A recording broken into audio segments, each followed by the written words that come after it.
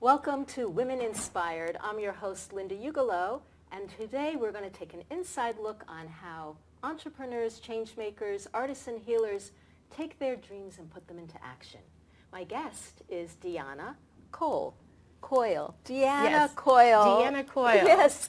And you have a business where you redefine divorce. Yes. I think that is fabulous because divorce is one of those things that is more of a serious or a somber state of affairs. Absolutely. And redefining divorce has this air of hopefulness to it.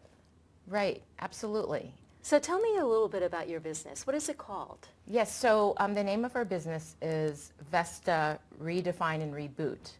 And what we are doing is redefining divorce. And what that means is that people can take that challenging situation of what they're going through where they may see no hope and have no idea what resources are available to them, and be able to come to events and have access to resources, social as well as educational resources with trusted professionals where they can be educated, supported, and connected, where they do not feel alone and isolated anymore, and they have the guidance to get through the process and actually turn it into an opportunity to create a whole new future for themselves. That sounds amazing. I mean, do you have to go through a divorce to have that kind of support? Right. Well, unfortunately, we have like about half of the population who goes through it, and we have these amazing statistics that like second marriages, it's in the 70s, and so on. Well, what are the statistics for divorce? Well, it's essentially about half of all marriages end in divorce. Second marriages, I'm forgetting the exact statistics, but it's about 70%, and then it's even higher for third marriages. So my message is that everyone is affected by divorce pretty much in some way, whether they have a coworker going through divorce, whether they're a child of divorce, whether they're going through divorce themselves, or a neighbor or a family member. So we would like to have these resources available, and we know that everyone knows somebody who can benefit from them. But our message also, my personal message, is that you can take whatever challenging opportunity, it's not an opportunity, well, it is an opportunity, you can create it into an opportunity, but you can take a challenging situation, whether it's the loss of a loved one through divorce or through separation or through death, or a job loss, whatever the challenge is that you're facing, to just empower yourself and to not be afraid to ask for help and to really educate yourself so that you can go through it wisely and actually then turn it into an opportunity that you would not have had access to without having gone through that challenge. Wow. So you say professionals. What kind of professionals are involved in your events? Yes, so I started doing these divorce events about 3 years ago, and through the years have really gathered an amazing group of professionals, and they're all personal friends of mine. They go through a vetting process. We look for people who are not only experienced in what they do, but really have that caring side to them. And when our attendees and people that I connect to the professionals, when they speak with them, they tell me they can tell that they care. They can see it in their eyes.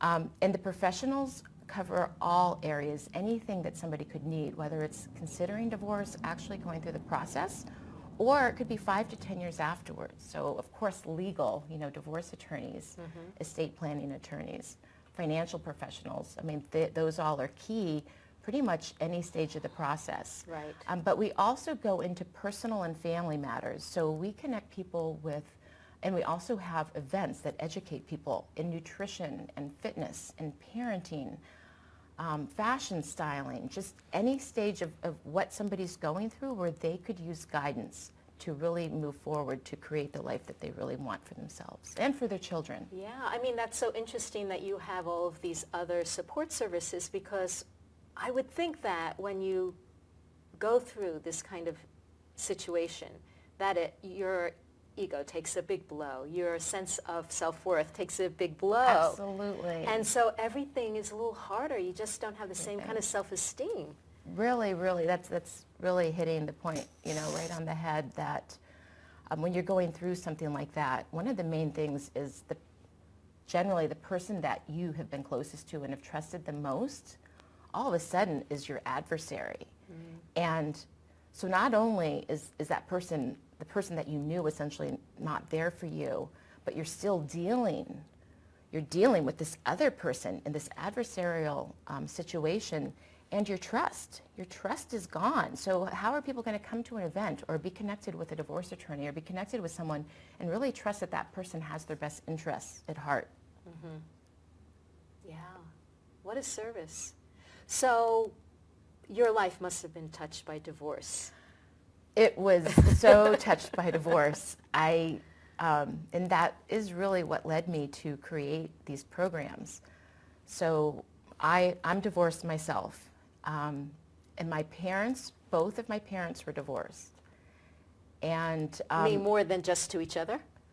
my parents were divorced from each other, and their parents were divorced. So my grandparents were divorced. My parents, me, I saw it as a continuing pattern that you carry on, kind of what you learn. And when you struggle through it and you don't have the resources available to you, you do things that aren't in the best interest of your children, of yourself. People, when they're going through it, they don't know where to turn. They have not experienced something like that. And also when your emotions are all over the map, which it is daily, that's when your common sense is low.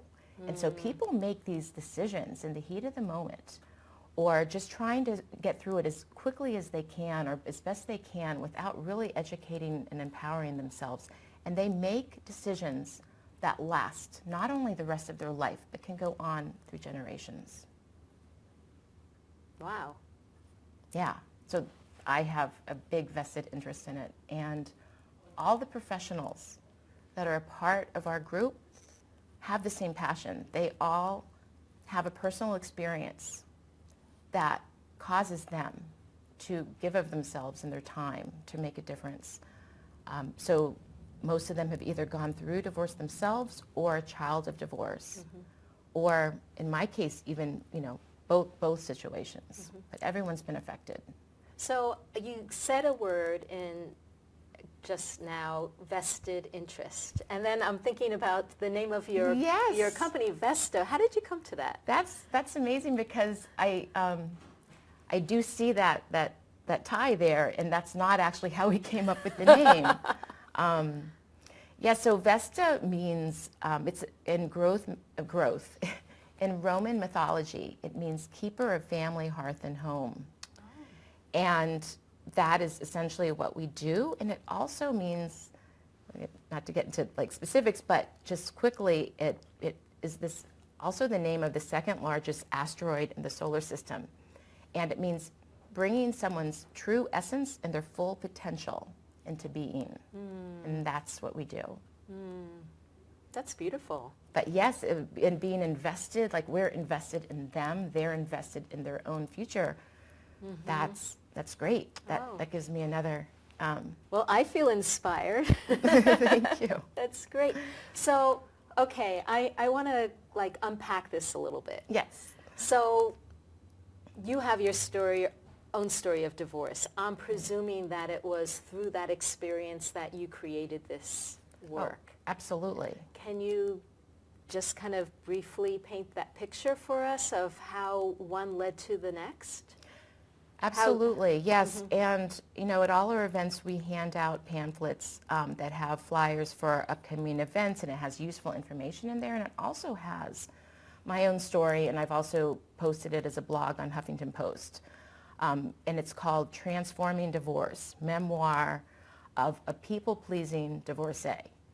So I really believe in just laying bare what you've gone through so that other people can relate to you and wow, this person has been through what I'm going through, and look at where they are now.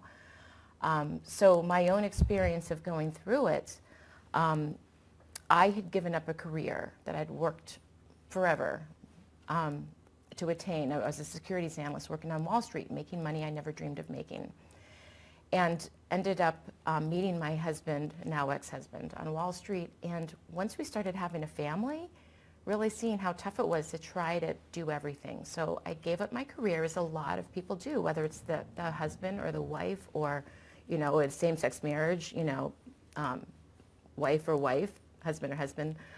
And I gave that up to focus on the kids and on the home, and my ex focused on his career. And we were able then to really live what looked like the perfect life. And I hadn't any thought to what am I going to do later, because I was in a career that once I was out of it for a few years, it was just not going to be available to me anymore. But in my mind, because I had kids later in life, that was going to be my life, a stay-at-home mom with a happy family. And that's not how it turned out. When my kids were 4 and 6, my ex and I ended up separating, and everything that we knew, you know, everything that we had planned for, this house, you know, with equity, with this retirement accounts, savings for the kids' college, everything that we had planned was just out the window. And then you're going through the turmoil, the heartache, and you're worried about your children. And then you have all the people around you who have your best interests at heart, or it might be their own interests, that are giving you advice, and you have no idea where to turn. So I took my own situation of going through it and wondering, how would I ever make a living? How would I be a good role model for my kids? How would I ever have a social life again? How would I have a life? I took that, and through my own challenges, and it was a struggle of going through that, realized it didn't have to be that way. It's not going to be easy, but there are ways to really educate and empower people so that they can have a smoother path and they can have a more definite future. So what was the point, or were a few of the points of when you say, oh, if there was this kind of environment, it would make it easier? Like where did you make that? You know, it's interesting. Where did the idea for the business come? It's interesting because life just took me on that path. I can look back now and think, wow, I wish I had back then what I'm creating. And so many people, the professionals involved and the attendees, everyone, whatever stage they're in, there's so many people who come to our events who are years past divorce. And they want to give back, and they also want a social, and the guidance that they can get from our events and from the resources. But everyone says, I wish I had that when I was going through it. People whose parents got divorced when they were young say, I wish my mother had that. I wish my father had that. So what happened with me is I kind of just stumbled upon it. I took the only avenue that was really available to me. It was going into a financial planning position because I couldn't go back into what I used to do. And I was looking at entry-level positions of what I used to do, to be a financial analyst. And they wouldn't even send me, the recruiters wouldn't send me on the interviews because I was overqualified. Oh my God. I had no idea what I was going to do. So I went into financial planning, and it didn't mesh with me. I struggled for years, and then there was just the people that I met. They're like, you know, build a niche for yourself. Why not work with people who are going through divorce and who are divorced? And so that's what I did, and I started forming these programs. I wrote a PowerPoint presentation, and it addressed not only the financial issues, but legal and personal and family issues that people face. And I started gathering a network of professionals. I started having networking events once a month, and really getting to know the people and who they were. And my litmus test was somebody that I could tell was a good person, and I would want to sit down and either have, you know, coffee or lunch or a drink with this person. So what would you do? Just kind of send out an email to people saying, hey, I'm having this event. I'd love to have you over. Like, for someone who has an experience in life and they think, oh my gosh, I'd love to create an environment that would help people deal with whatever I'm going through, whether it's, you know, divorce or something else. It could be recovering from an illness, or it could be losing, you know, someone through death.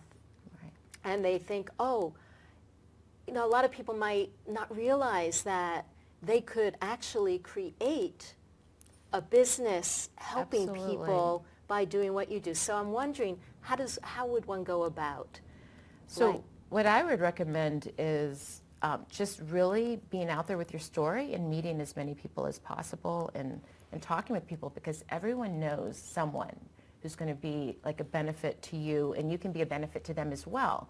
You can gain so much pleasure from helping others, and you also have to be open to receiving help. So, for example, we met at a networking lunch, and I had no idea what to expect from the lunch, and actually it was a cold day in December, and I didn't feel like going, and I had told another friend that I was going to meet her there, and so I went, and look at the course of now I'm here talking to you. and now we're having this wonderful chat. So yes. it's really just being open to opportunities and being creative and looking at, where's the opportunity? What do I really enjoy doing? What is there a need for? And what am I good at and can make money at? Maybe not even right away, but in the future, to have something that meets all of those criteria. So for you, the way you monetize in your business is by having events. Like, what kind of events do you have? You mentioned... Well, most of our events are free of charge. And right Okay. now I'm still in startup mode. So I've taken, a step back in my lifestyle, but my life is actually more happy and empowered than ever. I don't have, the type of lifestyle that I had when I was married. And again, I'm much happier, but I do have a plan for the future for actually really being able to have the resources to have the retirement that I want, to really provide the life that I want for my children. So it's really, just having a plan in mind. And so our events are mainly complimentary or free. We do have some events where we have a charge really just to cover expenses. And the main event that I can think of is our overnight divorce retreats. We started having them last year, and we just had our 5th last month. We have our next one on March 18th and 19th. And we charge an amount that just covers the cost of the overnight accommodations, the home-cooked meals that they have while they're there. And we have exercise classes, and we have a social on Saturday night.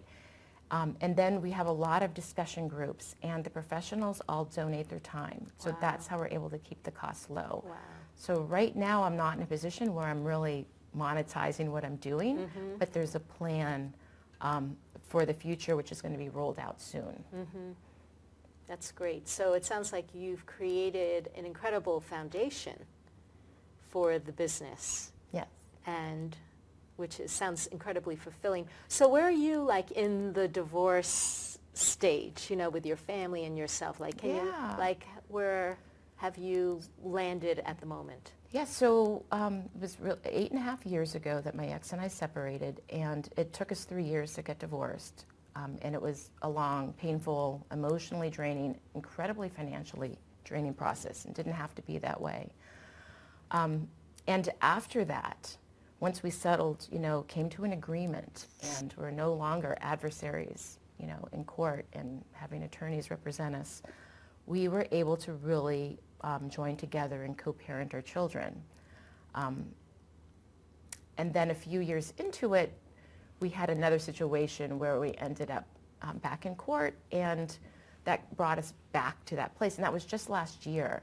And now we're in a good spot again, because I was able to actually just, what are the steps to do, and where can I really be, look at things from his side, and look at what's the overall good, like what's going to be in our children's best interest, instead of being just focused on my own thoughts and emotions of going through it.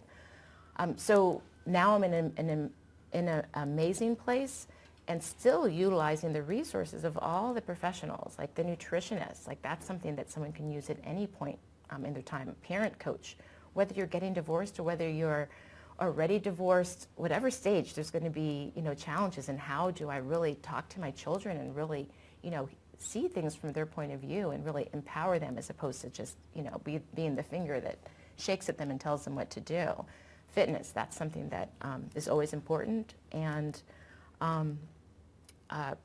finances, of course. So whether you're going through divorce, and how do I look at dividing my assets, and what are the implications, and how am I going to have the future that I want, to afterwards, how am I going to start rebuilding? what's the plan I'm going to put in place? Mm-hmm. I utilize the resources of all the professionals. Mm-hmm. That's fabulous. Yeah. So you've been able to benefit from what you've created. Absolutely. For other people. You're benefiting yourself. And it Yes. sounds like that, hard as it must be to have another confrontation with an ex-spouse, that by going through that and coming out the other side, you have even more resources to help people with. Right, because you are in absolutely. your own process with it Yeah. and coming up with your own creative solutions to them.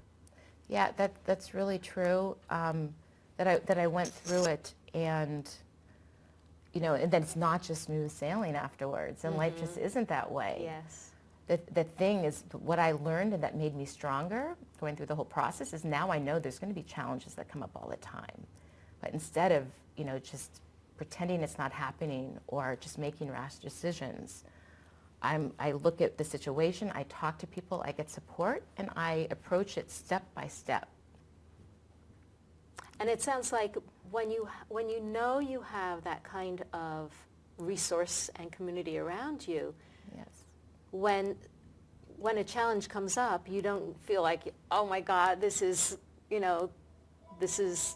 overwhelming, or I don't know how to deal with this, or that you have a big fear response. Right. You right. can trust that, okay, I don't know how to deal with this, but I know people who can give me some advice that I can then, think about and decide what's the best thing.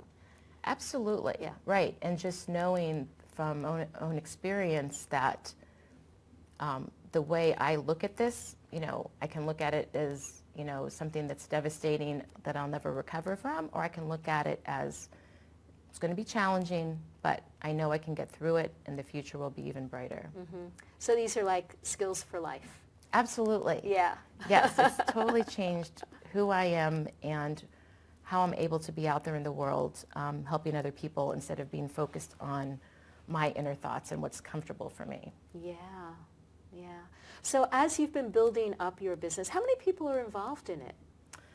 Right now we probably have about 12 professionals that are a part of our group, and as we grow and what our vision is to expand across the country and to show other areas how to have these types of retreats, because there's a lot of divorce resources out there, but nobody that we've seen does just what we do. That's a great encompassing vision. everything. So we have about 12 professionals.